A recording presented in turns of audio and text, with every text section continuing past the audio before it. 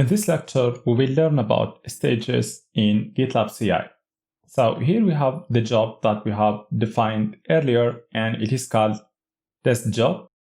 So here in the script section, we want to execute, first of all, echo testing. And then here,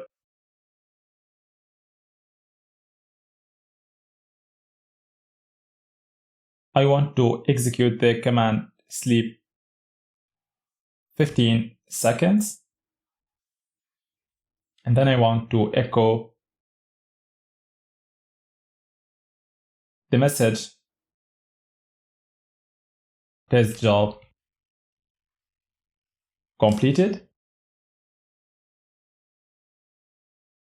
We will add two other jobs. One is called build job. So here in the script section, we will echo the message building. Then we want to sleep 13 seconds. And then we will echo the message build completed. And finally, the third job, I will call it deploy job.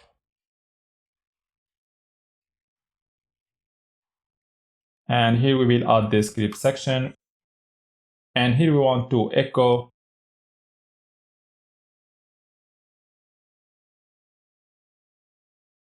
this message deploying, and then we want to sleep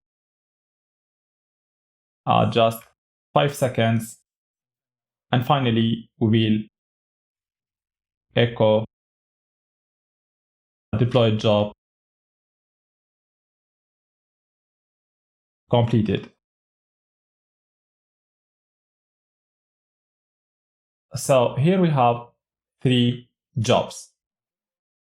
So now let's commit the changes and see what will happen.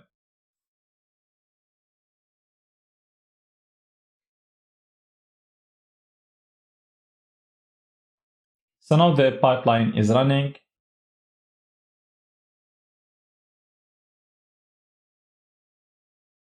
So here we see that we have 3 jobs: the build job, the deploy job, and the test job, and all of them are part of the test stage. So here we see that the deploy job was completed first of all, and then the test job,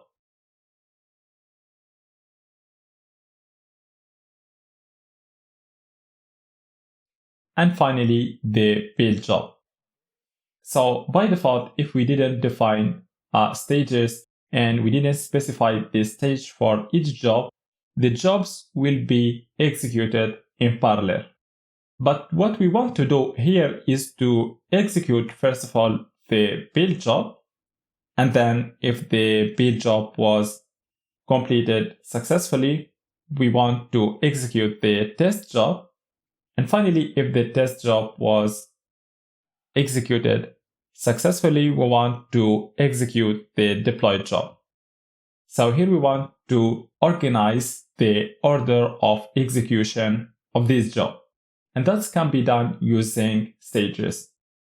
So let's go back here to the pipeline editor.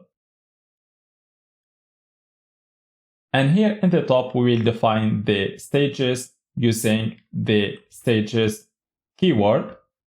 So here we want to define 3 stages. First of all, the build stage, then the test stage, and finally the deploy stage. So now we will use these stages to organize the execution order of these jobs. So first of all, in the build stage, we want to execute the build job.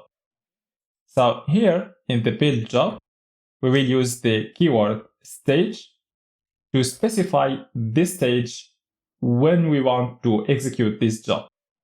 So here, this stage is build.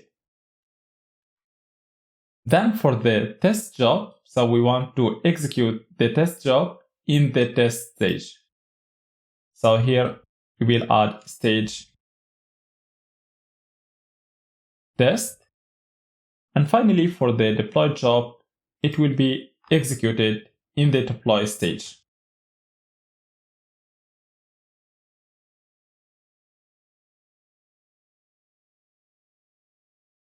So by defining the stages here, GitLab will first of all execute the jobs part of the build stage.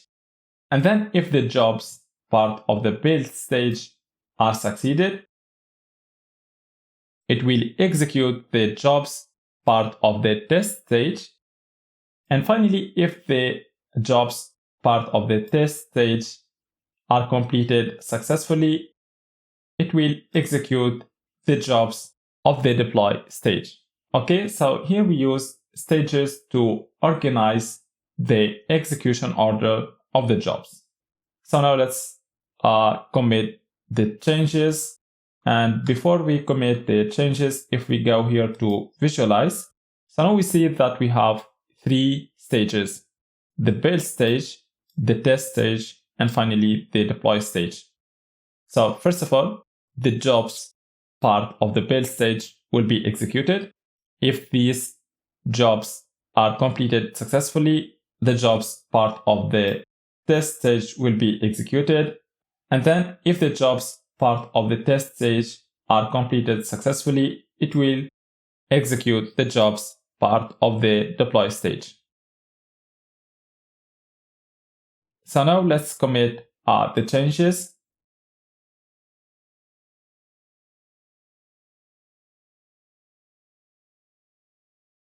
So let's click here on the pipeline.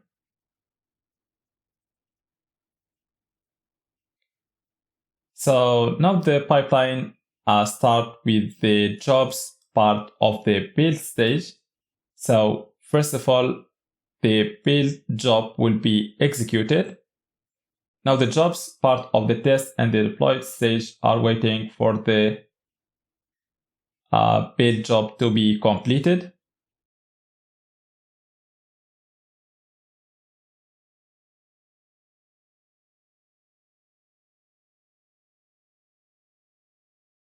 So the build job was completed successfully, and now the jobs part of the test stage start execution.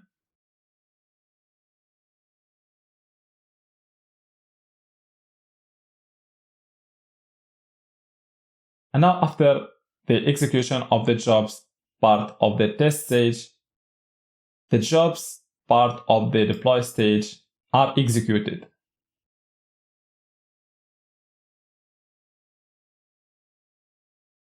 So by defining the stages and the stage for each job, the jobs are no longer executed in parallel. Now they are executed sequentially as we specify the order using the stages. And here, whenever a job part of the stage fails, the jobs part of the next stages will be skipped. So for example, if we go back here to the pipeline editor, and here in the sleep command, we will add 2 P's just to fail the build job. Okay, so let's commit the changes again. So let's click here on the pipeline.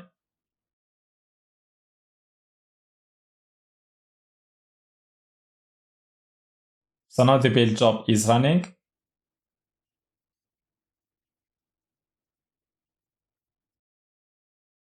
So here the build job fails, and because this job fails, the jobs part of the next stages are skipped.